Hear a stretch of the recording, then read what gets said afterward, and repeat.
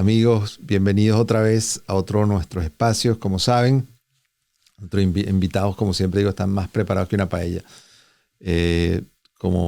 Hoy, como siempre, no es la excepción. Tenemos un gran amigo, el doctor Edward Jones, que es origen mexicano, y por eso van a oír que habla perfecto español. Y además, lo más importante, bueno, es profesor de USC también y es infectólogo.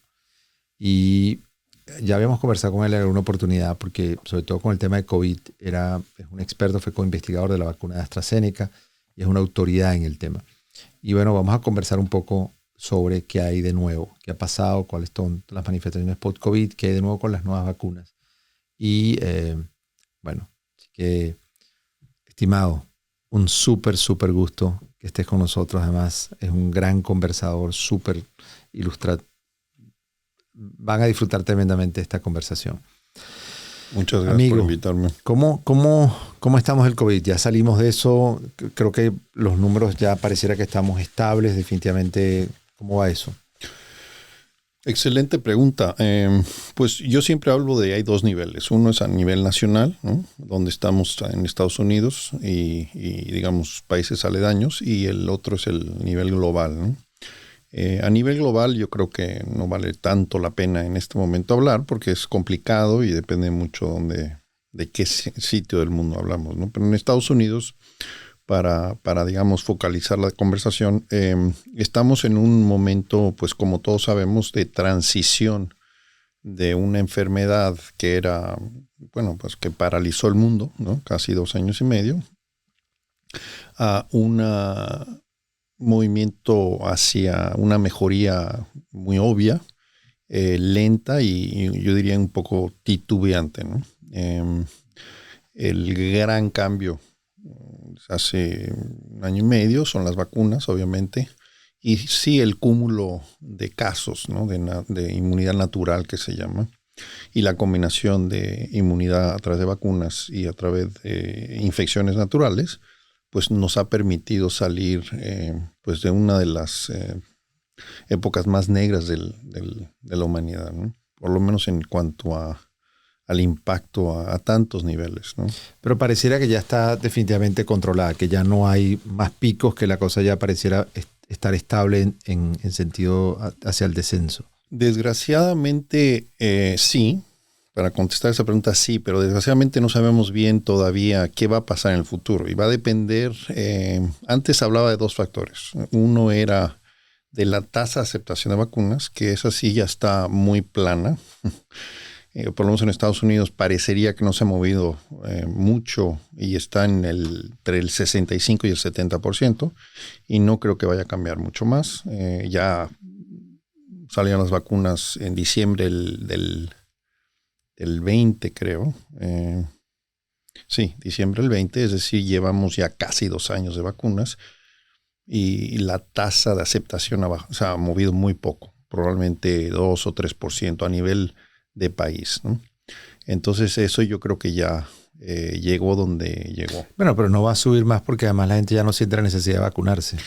Bueno, eso es ahora, ¿no? Pero estoy hablando de qué puede pasar en el futuro y hablaba de 2 factores. Uno es la tasa de aceptación vacuna, que ya está plana, y la otra es la tasa de mutación del virus. Es decir, mientras más diferente se hace, el más famoso, vamos a decir, recientemente fue Omicron, que fue significativamente diferente al ancestral, a la cepa ancestral, e hizo que las vacunas desarrolladas 1 año y medio antes no pues, funcionaran mucho menos bien, ¿no?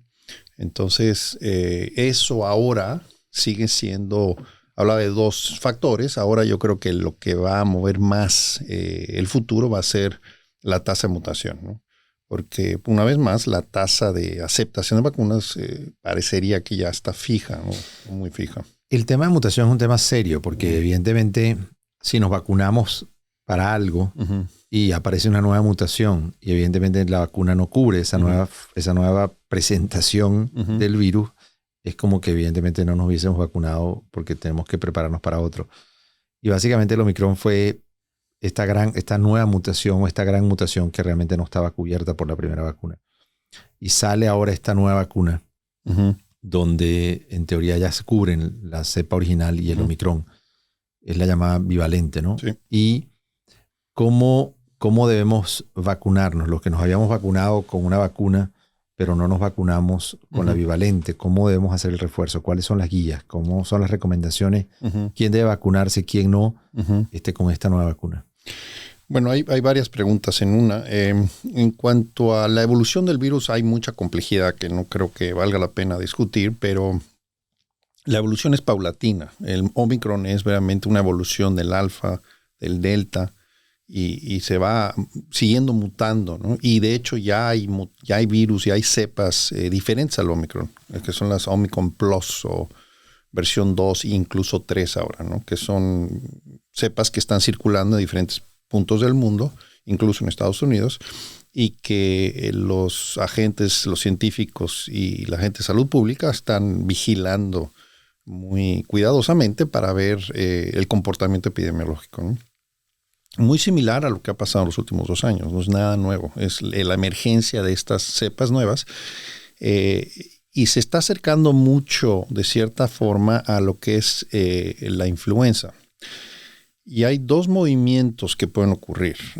Si uno se basa en lo que sabemos de la influencia a través de los últimos, vamos a decir, 150 años, hay algo que se llama, en inglés se le ha dicho el drift, que es un pequeño movimiento genético, una evolución genética pequeña, y después hay un movimiento masivo o significativo en proporción de cambio genético, que es el shift, ¿no?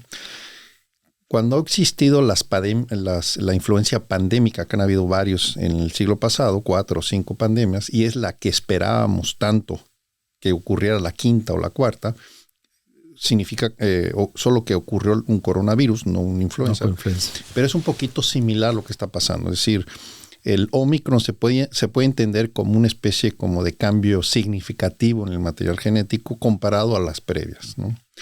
Y si puede haber o hay un cambio igual de significativo o incluso más significativo, en esencia lo que estamos hablando es la creación de un nuevo virus genéticamente hablando, y por lo tanto la inmunidad creada, diseñada por vacunas, empieza a perder efectividad. Básicamente es eso. Entonces es un juego epidemiológico, inmunológico muy complicado que depende de muchos factores que no vienen al caso. O sea, cada tanto este virus, o sea, el Omicron es, digamos, el resultado final de muchas mutaciones pequeñas que se fueron dando hasta que llegó una que tenía tantas mutaciones acumuladas que definitivamente no se parecía a su mamá. Correcto.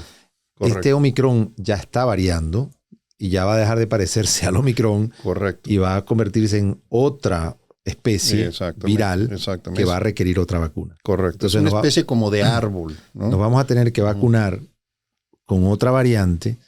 Otra ya no será la bivalente, sino la trivalente, que va a cubrir el principal, el Omicron, y un tercero en un año. Exactamente. Es decir, que nos vamos a tener que vacunar todos los años, además de la influenza, para el virus.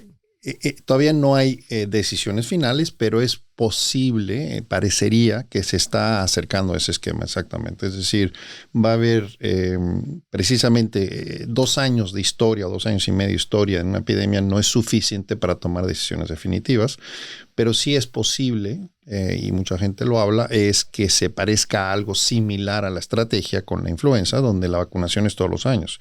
Y la razón para eso es exactamente esta, es decir, el virus cambia, muta suficiente que la vacuna para este año o la del año pasado no funcione en forma significativa. Funciona, pero siempre hay una protección parcial, ¿sí? Lo importante es que llegue a tasas de protección que sean suficientemente altas como para proteger a nivel poblacional. La gente decía que si te habías vacunado las 2 primeras con Pfizer, que la tercera tenía que ser con no sé qué, porque la tercera sí cubría. O sea, ¿tiene algún sentido cambiar el brand, la marca comercial de la vacuna, o eso no tenía sentido hasta que apareció realmente la bivalente? Y esta pregunta me recuerda tu anterior pregunta, que no contesté en realidad, que fue ¿cómo es el esquema recomendado? Y tiene que ver con esta segunda pregunta que estás haciendo. Entonces, el esquema recomendado es el que hemos escuchado hasta ahora. Inicialmente la recomendación era tener 2 dosis iniciales y sigue siendo lo mismo. y después tener un booster. Conforme ha pasado el tiempo, hemos encontrado que la necesidad de un booster está ocurriendo alrededor de 2 y 5 meses en base a estudios longitudinales, ¿sí? Entonces, alguien que recibió las vacunas muy tempranamente, las dos iniciales, para cuando apareció esta bivalente, muchos de nosotros, incluyendo nosotros dos, probablemente ya hayamos recibido todos los refuerzos previos. O un refuerzo o dos refuerzos, es decir, 4 dosis en total, y la bivalente sería la quinta dosis, ¿no?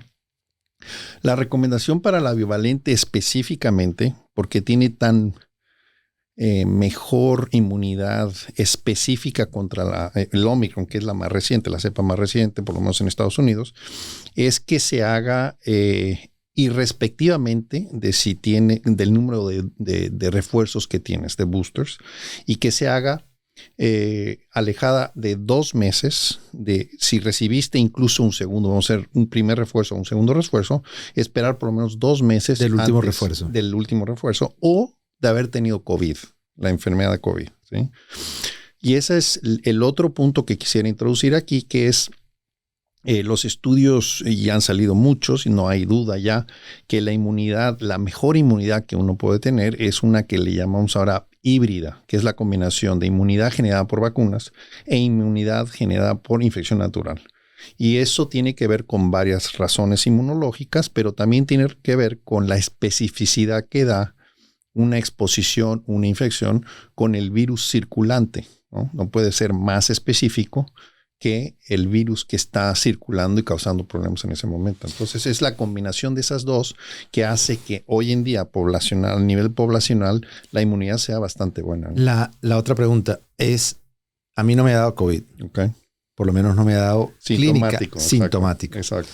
Porque cuando a la gente le digo que no me ha dado COVID, la gente se sorprende. Sí. Con lo callejero que es, como no le ha dado COVID. Todo el mundo está esperando que me dé para decir, te lo dije. Porque yo ando que si me quito el tapaboca, que si ando en los aviones, que ando cantidad. Entonces todo el mundo me dice, ¿qué tan posible, evidentemente, es que me haya dado asintomático? ¿Qué tan real es la realidad asintomático, sin ningún tipo de síntoma? Sí. Y porque a mí me han hecho cada vez que voy a viajar a Venezuela, me hacen la prueba entrando a Venezuela. Me la hacen para salir de aquí, me la hacen al regresar a la universidad. O sea, si yo contara la cantidad de veces que me han hecho pruebas, no tengo nariz. Entonces, ¿qué tan real es que haya podido estar asintomático para que la gente entienda que eso existe? Y si no, pues tengo que salir a que me dé COVID para tener la inmunidad mixta, para que me dé de verdad, para estar realmente cubierto. ¿Qué prueba puedo hacerme para saber si tuve realmente COVID? Exacto. Entonces, dos puntos. El primero sería muy inusual que no haya estado expuesto al virus en algún momento en los últimos 2 años y medio. Puede ocurrir, sí, pero una persona como tú, es decir, que no ha dejado de funcionar, que ha seguido trabajando con y sin mascarilla en el hospital, fuera del hospital, etcétera, sería muy inusual. ¿Por qué? Porque la penetración de este virus ha sido absoluta, ¿no? O sea, ya me dio. Ya te dio casi seguro. Okay. Ya te dio en cuanto a que el virus tú entraste ya en contacto con el virus en algún momento. ¿Qué tan probable que sea asintomático? Eso, si te recuerdas al principio de la epidemia, los primeros 6 meses, fue uno de los grandes descubrimientos, que la variabilidad clínica de presentación era extrema. Podían ocurrir casos completamente asintomáticos y en el otro extremo habían casos gravísimos fatales y de muerte, ¿no? Y en medio todas las demás opciones, ¿sí? Leve, moderada, severa, crítica, etcétera, etcétera. Y otro punto muy importante es que en asintomáticos, infectados pero sin síntomas, podían también transmitir, ¿no? O incluso podían transmitir a aquellos que sean infectados en la fase preclínica, es decir, antes de desarrollar síntomas, ya todavía también podían transmitir. Y eso fue lo que cambió la ecuación de este virus. Una de las cosas que cambió la ecuación. Y eso fue lo que terminó generando la recomendación del uso de mascarilla universal. Porque ya no podías saber quién estaba contaminando. Exactamente. Ya no podías decir, si tienes síntomas, usa la mascarilla. Ya era todo el mundo porque ya no sabes si estás infectado en la fase preclínica o infectado y asintomático y sigues transmitiendo, básicamente, ¿no? Entonces, eso es en cuanto a cuál es la distribución porcentual de los asintomáticos versus sintomáticos leves y demás. Hay varios estudios, depende de muchos factores, de la edad, etcétera, etcétera. Pero una proporción significativa, yo diría al 10 al 20%, algunos números hablan de 5%, pero puede ser significativa que son infectados y no tienen absolutamente ningún síntoma. Y hoy todavía lo vemos, ¿no? Y después está este otro caso que lo reconocimos desde el principio de la epidemia, que son los incidentales positivos, ¿no? Que los detectamos mucho en el pruebas de laboratorio cuando le íbamos a operar. Y esos casos se detectan simplemente por hacer una prueba de despistaje antes de entrar a un hospital, por ejemplo, o de volar o cualquier cosa, y la persona no tiene ningún síntoma y sin embargo se le hace una prueba y sale positivo, ¿no? Es un caso asintomático de infección reciente, pues nunca sabes, ¿no? Es un caso donde se infectó hace un mes o 2 o 3 y sigue el virus presente en las secreciones, pues tampoco lo sabes. Si no sabemos de un caso, de un conocimiento de exposición a alguien que tenía síntomas, que tenía COVID, etcétera, pues es totalmente especulativo, ¿no? En cuanto a tu pregunta de qué puedes hacer, hay 2 pruebas de anticuerpos que existen hoy en día comercialmente. Una es la que usamos desde el principio, que es una prueba de el spike protein que le dicen. Estoy tratando de recordar la forma de decirlo en español, pero no me acuerdo. Y la otra es la nucleocápside, que es más lo que es el núcleo del virus, ¿no? El spike protein es la que se usa los anticuerpos contra el spike protein, que es la corona, ¿no? La famosa corona del virus que se ve en muchas fotos. Esa es la prueba que se usa para estudios epidemiológicos y es la combinación de muchos factores. La que te podría indicar si te infectaste o no en forma natural sería la de nucleocápside. Esa la puedes hacer y si te sale positiva, eso significa que tuviste COVID. Que sí lo tuviste. Sí. Ok, porque a mí me hicieron una que es con una gota también, que es una prueba rápida de anticuerpos. Me le hicieron una oportunidad para ver si me iban a poner o no el refuerzo. El tercer refuerzo. Okay. Me dijeron, todavía tiene buena respuesta, todavía hay suficiente anticuerpos, pero no sé cuál de las 2 estaban midiendo. ¿Y eso fue en dónde, perdón? En el hospital, en la farmacia había una prueba rápida que me dijeron, iba a viajar y le dije, quiero saber si me debo poner el cuarto refuerzo, el segundo refuerzo. Y me dijeron, me lo postergaron unos meses, pero ya pasó un año. Bueno, como mencionaste, nosotros en el hospital nos vacunaron tan temprano que ya cuando llegaron las bivalentes ya íbamos por el segundo refuerzo. Exactamente.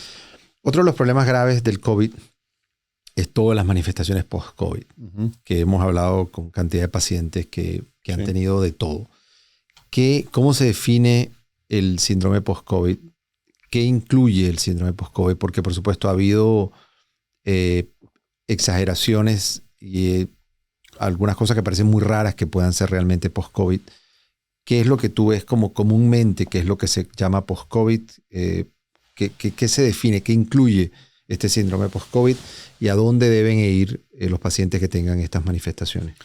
Sí, esta es una pregunta esencial.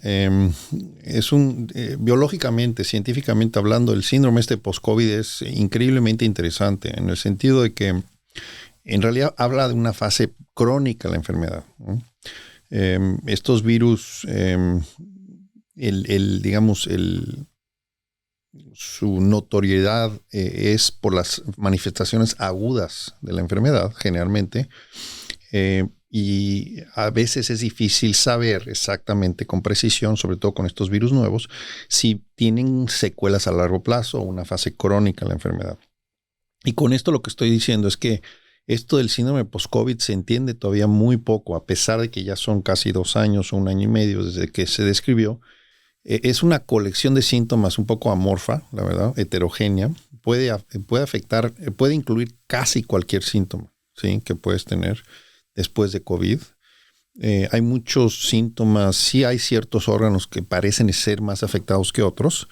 El principal, yo diría, es el sistema nervioso central y también periférico, pero sobre todo es a nivel de la mente. Es un cansancio, son manifestaciones muy similares a un síndrome que se hizo muy famoso y sigue siendo famoso, que es el de chronic fatigue syndrome, de un síndrome de fatiga crónica, ¿no?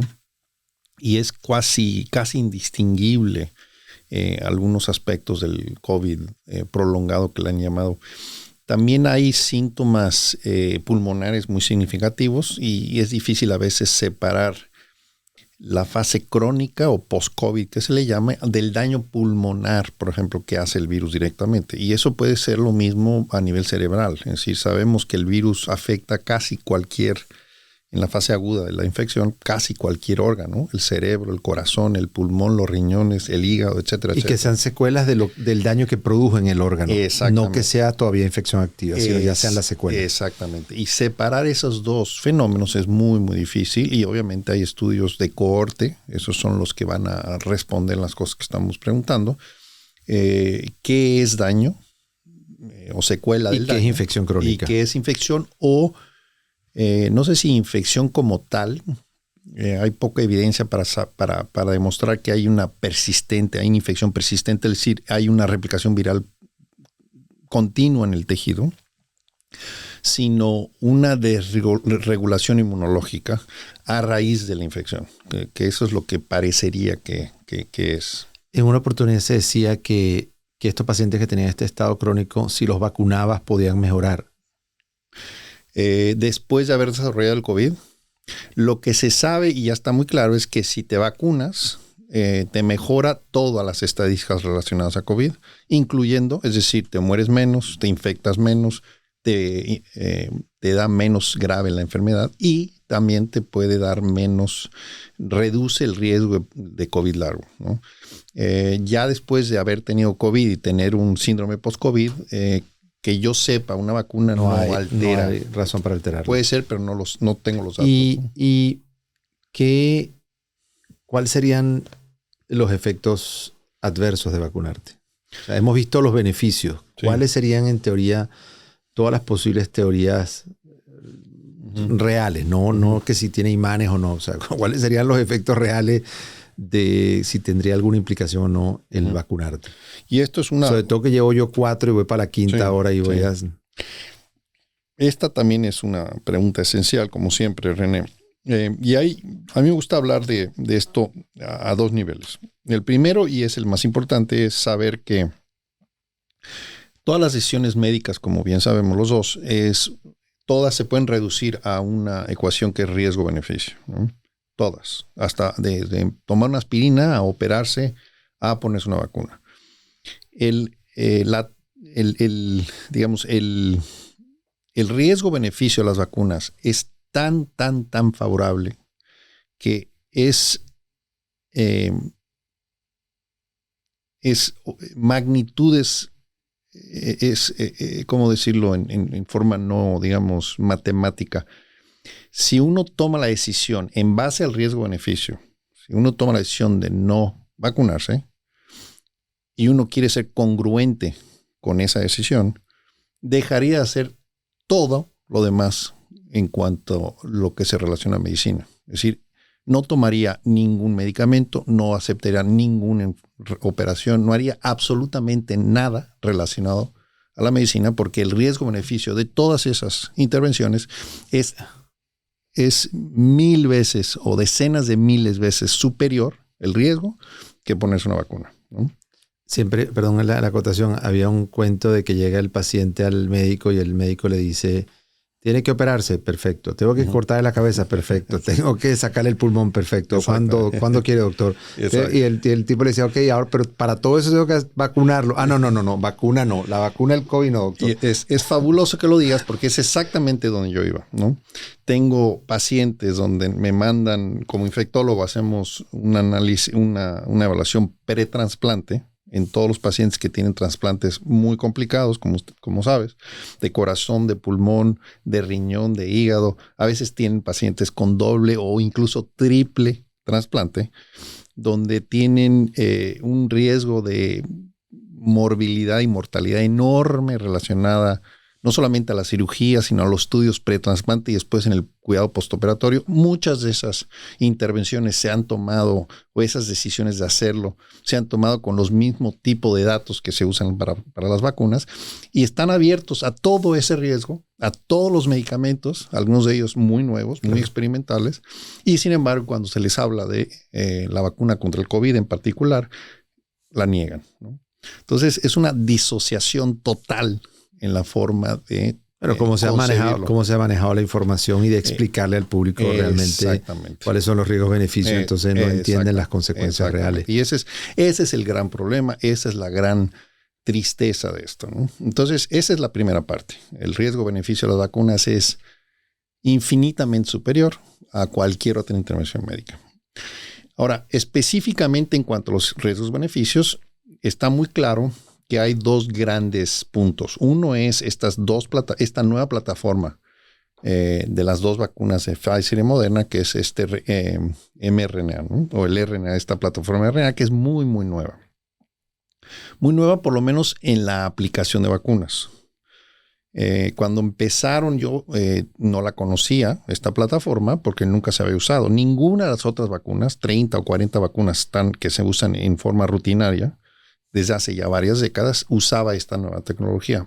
Yo busqué cuando empezó los estudios iniciales para esta plataforma y empezó en la primera publicación relacionada con esto fue en 1990, es decir, 30 años antes de que empezara a comercializarse, ¿no? Y me sorprendió, porque son 30 años de investigación de una tecnología que tuvo muchos desafíos para poderla hacer lo suficientemente segura para poder usarse en forma masiva, ¿no?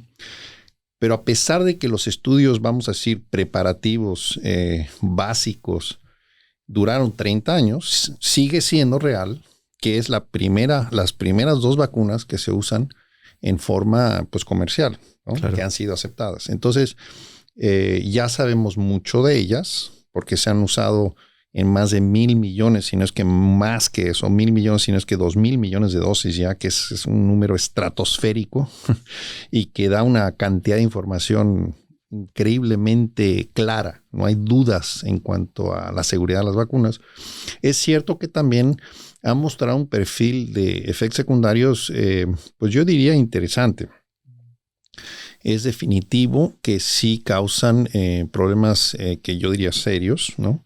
Los famosos de esta plataforma de RNA es la pericarditis en gente joven. Generalmente son hombres jóvenes, adolescentes, adultos jóvenes.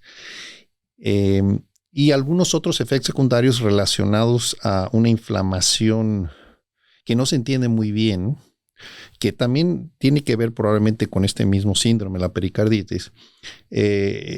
Inflamación vascular, por ejemplo, o inflamación a otros niveles, incluso cerebral, ¿no? Pero que no se entiende de verdad, ¿no? Pero en términos generales, sigue siendo o se ha reconocido como una vacuna no solamente muy, muy segura en cuanto a efectos secundarios, pero también increíblemente eficaz, ¿no? Y es por eso que se sigue usando y se sigue promoviendo, y es probable, en base a estos estudios, a menos que salga algo a largo plazo, y eso es lo que falta en estas vacunas. Seguimiento, ¿no? Seguimiento a largo plazo, que para las otras vacunas, para las otras plataformas que tenemos ya varias décadas de seguimiento y sabemos en forma muy fehaciente que no causa ningún problema, ¿no? A menos que aparezca una señal de riesgo significativa a largo plazo, y se ve muy difícil cómo puede ocurrir eso, pues es posible que la facilidad de utilizar, porque estas vacunas tienen muchas ventajas y una de ellas es la producción. La producción es mucho más barata, mucho más rápida, se pueden adaptar rapidísimo a nuevos antígenos, por ejemplo, las nuevas vacunas se pueden... Variantes, exactamente. Hay que estudiarlas porque la FDA y otras organizaciones, antes de aprobar cualquier nueva vacuna, aunque sea solo una variante, tienen que otra vez hacer ensayos clínicos, etcétera, etcétera. Es decir, siempre hay un tiempo para antes de que se aprueben estas vacunas, pero en cuanto a la producción masiva en cuanto al número de dosis y la facilidad de hacerlo, es mucho más atractivo que otras plataformas. Probablemente se va a hacer vacunas para otras patologías usando esta plataforma. Ahí entonces. Es donde iba a decir, es posible, es muy posible que las nuevas vacunas, digamos, usen esta plataforma, porque es tan superior a todas las demás. Ahora, las otras plataformas para COVID me refiero, que usan las otras vacunas, la AstraZeneca, por ejemplo, las dos que conocemos mejor ahorita son la AstraZeneca y la de Johnson & Johnson, y hay otras, ahora Novavax. Estoy hablando de las occidentales, vamos a hablar, ¿no? Hay otras, obviamente, están las chinas, está la cubana, rusa. Está la rusa, etcétera, etcétera. Se conocen menos datos en forma organizada, se empiezan a organizar, pero es un poquito más difícil ver, ¿no? En cuanto a efectividad, efectos secundarios, etcétera, etcétera. Existen y hay que reconocerlas, ¿no? Pero estamos hablando de las, vamos a decir, de las más utilizadas, las más estudiadas, etcétera, etcétera. Las otras, las no mRNA, el problema principal que ha salido son los coágulos sanguíneos que se han hecho muy famosos y que son muy preocupantes, obviamente, ¿no? Y esas tienen que ver con la plataforma adenoviral. Parece que el riesgo es este adyuvante que es el virus de adenovirus, ¿no? Entonces, así como la pericarditis es el principal de las mRNA, el otro es el de coágulos sanguíneos, ¿no? Entonces, es un poco una relación complicada, pero bueno, eso es lo que se sabe. La pregunta ahorita es, si ya pasamos la etapa fuerte, donde realmente el riesgo de que te dé es tan bajo donde la población, porque esta era la decisión, tú te vacunabas y la gente decía, bueno, pero yo te voy a esperar que la vacunación de rebaño, que esté vacunada el 80% le haya dado para que no me lo puedan pegar a mí. Y era un poco egoísta, pero la pregunta es hoy en día, si hoy en día ya el COVID es tan bajo, o la probabilidad que te dé, si alguien no se ha vacunado, tendría el riesgo, hoy en día sería costo efectivo, tendría costo-beneficio vacunarte. Entonces, una vez más, yo hablaría de dos partes tu pregunta, y la primera es increíblemente, estoy de acuerdo contigo 100%. Estamos hablando de términos un poco fuertes, pero son muy verdad. La inmunidad de rebaño es la única solución poblacional global a este tipo de problemas de salud pública. ¿Por qué? Porque si en 15 días de haber salido el virus, nosotros en una forma totalmente teórica pudiéramos vacunar al 80, en este caso el 80-85% de la población del mundo, el virus, ¡pum!, desaparecería, ¿no? ¿Por qué? Porque ya no puede transmitirse y epidemiológicamente está demostrado que desaparecería.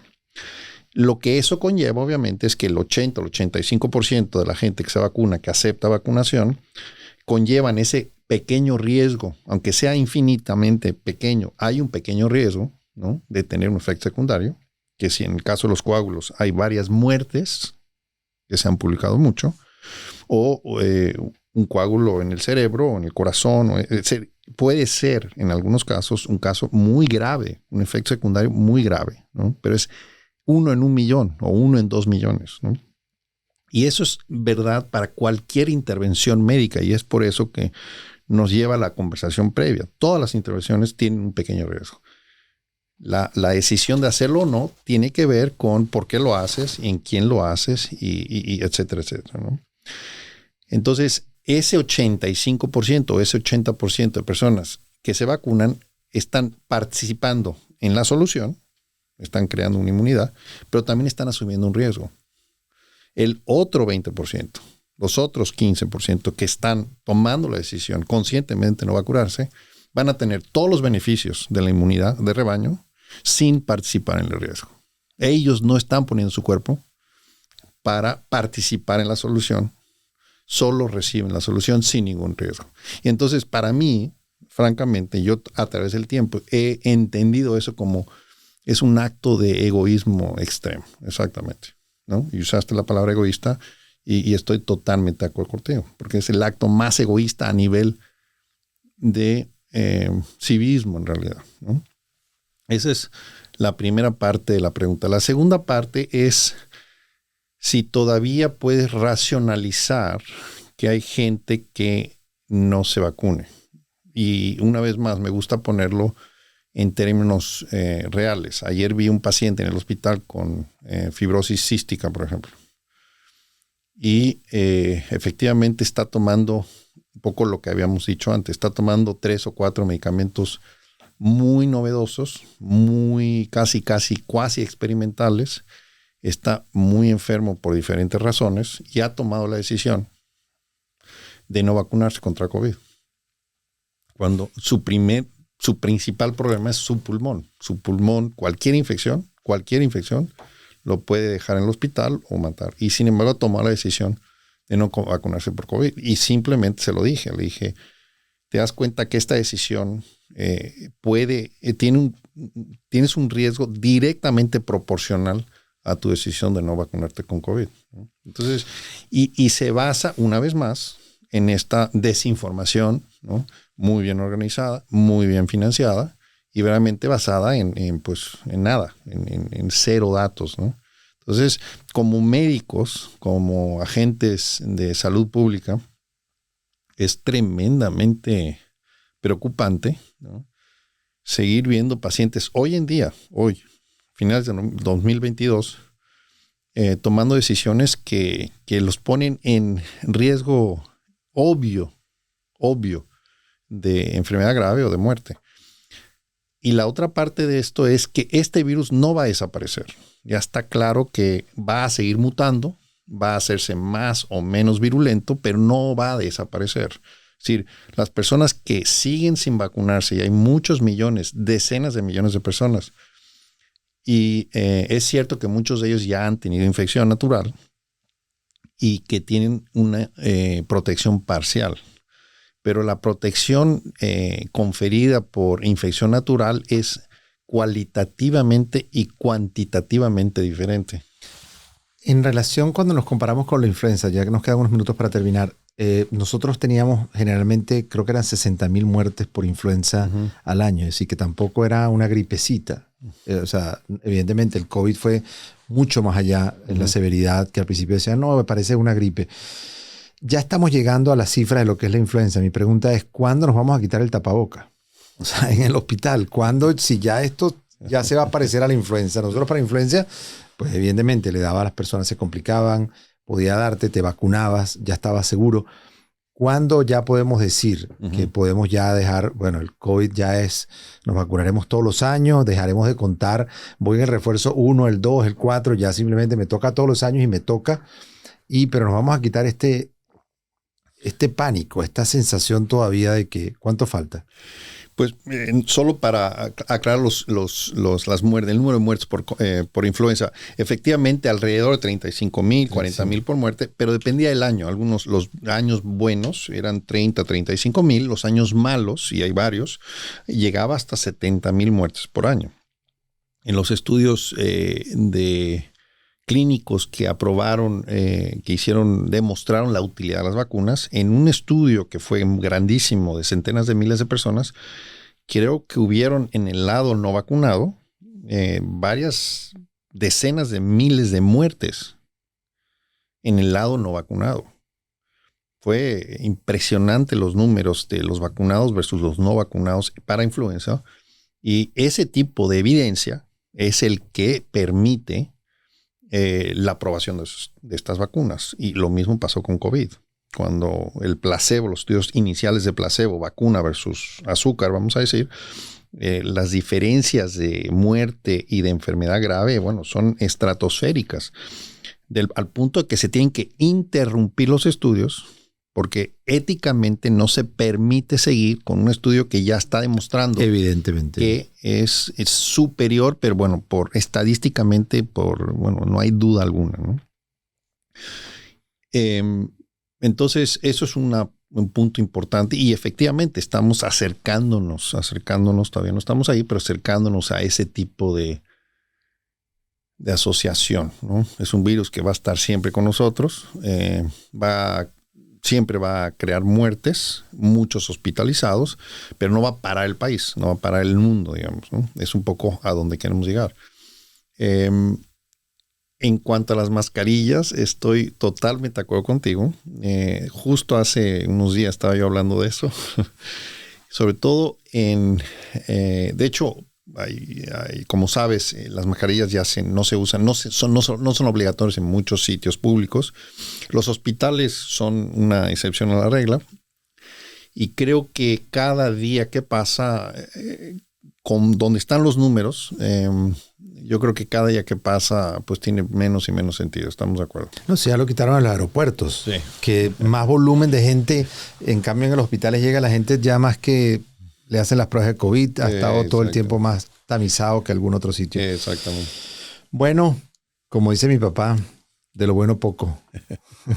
Lamentablemente hemos llegado al final de otro espacio. De verdad que hablar con el Dr. Jones siempre es un placer. Y bueno, nos ilustra con tanta academia, tanto respaldo en cualquier argumento que es definitivamente la forma de hacerlo. Así que, de verdad, gracias otra vez por acompañarnos. Por favor, compartan este episodio. Estoy seguro que va a ser sumamente impresionante. Y bueno, ya le estaba conversando que vamos a seguir haciendo otros episodios. Vamos a hablar de HIV, vamos a hablar de tuberculosis, vamos a hablar de otra cantidad de cosas importantes, temas de enfermedades infectocontagiosas, que estoy seguro que va a ser de gran utilidad. Por favor, se me cuidan. Gracias. Hasta otra oportunidad. Salud y Bienestar es producido en los estudios de Uno Productions en Glendale, California. Producido por René Sotelo. Dirección, Alberto Arbelo. Coordinadora de producción, Patricia Gasperi. Producción ejecutiva, Luis Medina. Productor asociado, Aleira Tomás. Postproducido por Cristian Walter. Edición, Carlos Knight.